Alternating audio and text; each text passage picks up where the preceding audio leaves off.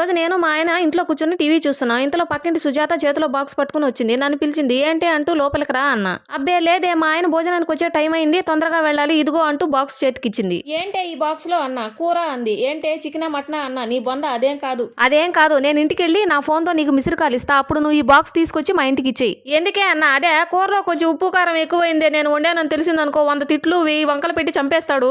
అదే నువ్వు తెచ్చిచ్చావనుకో పక్కింటి పుల్లకూరకి రుచి ఎక్కువ అంటారు కదా, పక్కింట్లో కూరలు అంటే చాలు మా ఆయన లొట్టలేసుకుని మరీ తినేస్తాడు.